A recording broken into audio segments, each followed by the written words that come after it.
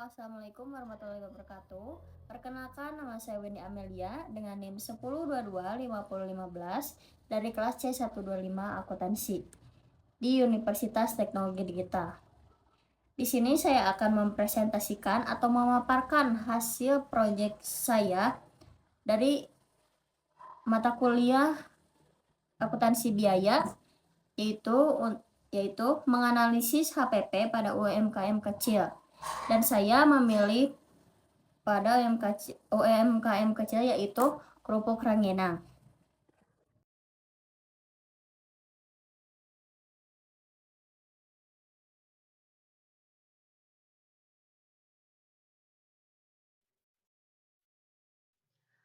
Baik, untuk selanjutnya ada profil usaha.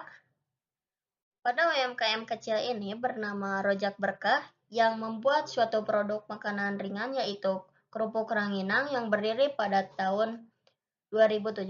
Kerupuk Ranginang yang terbuat dari beras ketan yang diolah secara bertahap.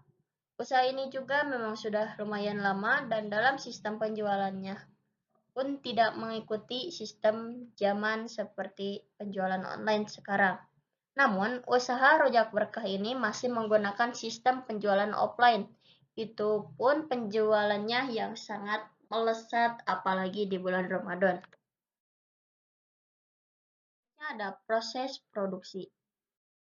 Dalam proses produksi kerupuk Ranginang, pertama sebelum melakukan proses pembuatan produk, sebelum pembuatan harus menyiapkan beras ketan yang akan dibuat. Membersihkan beras dengan air, setelah itu rendam dengan air semalaman. Lalu setelah hari keesokannya, beras yang direndam semalaman tersebut ditiriskan terlebih dahulu, lalu siap untuk diproduksi. Setelah itu menyiapkan kompor menyala, lalu memasak air dengan menggunakan langseng. Setelah itu tunggu sampai air mendidih. Sambil menunggu air itu mendidih, siapkan beras ketan yang sudah ditiriskan dan pindahkan ke dalam saringan. Lalu ketika air sudah mendidih, masukkan beras tersebut ke dalam langseng. Setelah sekitar 30 menitan, beras tersebut akan setengah matang dan siap untuk dibumbui. Lalu, beras yang sudah setengah matang itu dipindahkan ke dalam wadah besar seperti baskom, lalu dibumbui dengan bawang putih, garam, dan micin yang sudah dichopper. Lalu karena ingin ada rasa, boleh ditambah dengan terasi yang sudah ditakar sebelumnya. Setelah semuanya dicampurkan ke dalam adonan tersebut lalu diaduk sampai rata. Setelah itu, masukkan lagi ke dalam langseng yang untuk dimasak kembali sampai benar-benar matang. Setelah 10 menitan kurang lebih, adonan kerupuk Ranginang siap untuk dicetak dengan menggunakan cetakannya. Lalu adonan yang sudah dicetak disimpan di tampah. Setelah tampah tersebut penuh, lalu dijemur di bawah sinar matahari. Setelah kerupuk Ranginang tersebut itu kering, siap untuk di-packing dan siap untuk dijual belikan. Baik, selanjutnya untuk penjelasan masing-masing pada komponen biaya. Yang pertama ada biaya bahan baku atau BBB. Ada beras ketan, yaitu sebagai bahan dasar utama kerupuk Ranginang. Ada terasi, yaitu sebagai bumbu yang memberikan rasa khas pada kerupuk Ranginang. Selanjutnya ada bawang putih sebagai bumbu tambahan untuk rasa.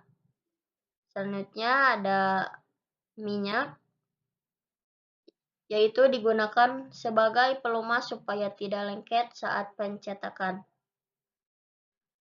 Selanjutnya ada bumbu seperti garam dan micin, yaitu digunakan sebagai penyedap rasa. Selanjutnya yang kedua ada biaya tenaga kerja atau BTKL. Ada upah pembuatan ranginang, yaitu biaya atau buruh untuk orang yang membuat ranginang. Yang ketiga ada biaya overhead atau BOP. Yang pertama ada gas LPG, yaitu digunakan sebagai untuk memasak atau salah satu alat proses pembuatan kerupuk ranginang. Selanjutnya ada air, yaitu biaya penggunaan air dalam proses produksi. Selanjutnya ada tampah. Tampah yaitu digunakan sebagai wadah tradisional yang digunakan untuk menjemur atau menampung kerupuk ranginang. Selanjutnya ada langseng, yaitu panci besar yang digunakan untuk mengukus atau memasak produk. Lalu ada pencetak ranginang, yaitu alat untuk membentuk kerupuk ranginang. Selanjutnya ada hektar sebagai alat untuk menyatukan kemasan. Lalu yang terakhir ada plastik yang digunakan untuk kemasan produk.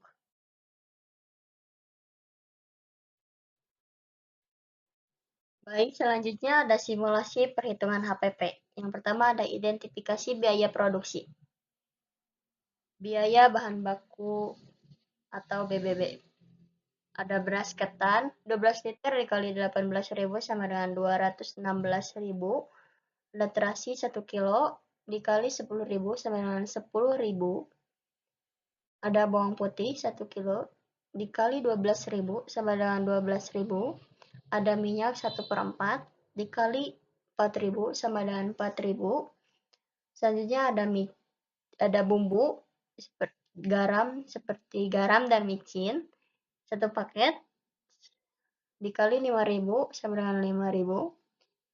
Total keseluruhan biaya bahan baku 216.000 ditambah 5.000 ditambah 12.000 ditambah 4.000 ditambah 5.000 sama dengan 242.000 rupiah. Selanjutnya ada biaya tenaga kerja langsung atau BTKL. Pada upah biaya pencetak kerupuk ranginang 12 liter dikali 3.750 sama dengan 45.000. Total BTKL yaitu 45.000. Selanjutnya ada biaya overhead pabrik atau BOP. Gas LPG 1 hari dikali 5.000 sama dengan 5.000. Air 1 hari dikali 2.000 sama dengan 2.000. Tampah 3 pieces 2.500. 3 pieces dikali 2.500 sama dengan 7.500.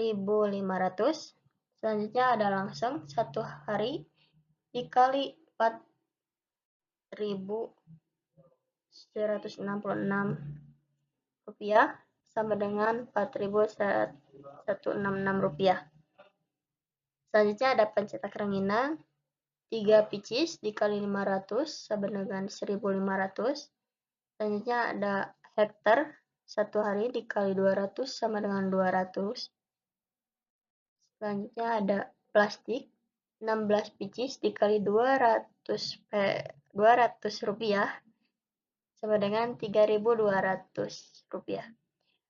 Total pada BOP yaitu 5.000 ditambah 2.000 ditambah 750 ditambah 4.166 rupiah ditambah 1.500 ditambah 200 rupiah ditambah 3.200 sama dengan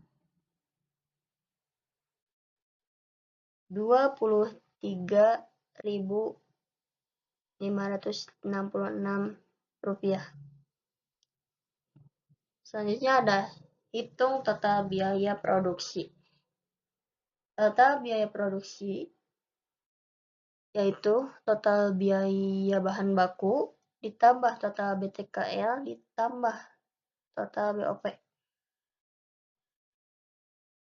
Total biaya bahan baku 242.000, total BTKL 45.000, total BOP 23.566 rupiah. Jadi jumlahnya 294.166 rupiah.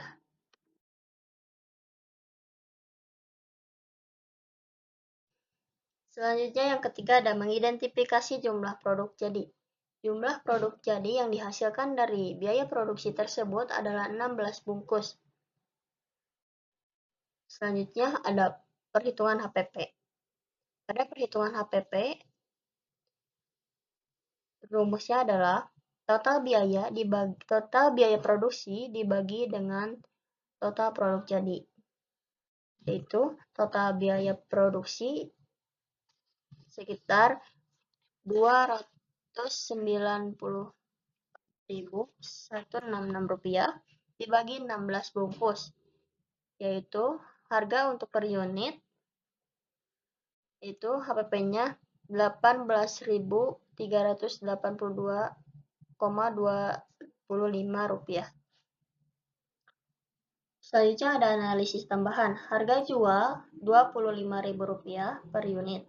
Keuntungan per unit. Harga jual dikurangi HPP per unit, yaitu Rp25.000 dikurangi Rp18.382,25 sama dengan Rp617.075 per unit. Total keuntungan per unit dikali total produk jadi. Jadi 6.617,75 kali 16 unit hasilnya 105.084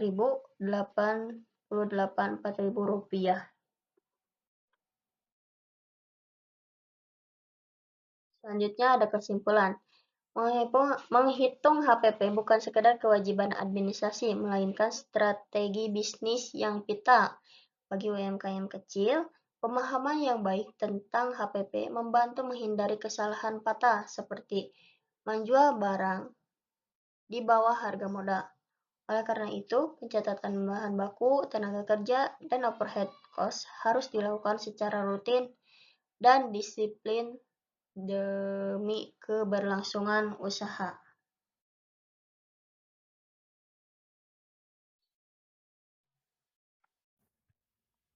Baik, itu saja presentasi dari saya. Mohon maaf bila ada kesalahan. Terima kasih. Wassalamualaikum warahmatullahi wabarakatuh. Bye-bye.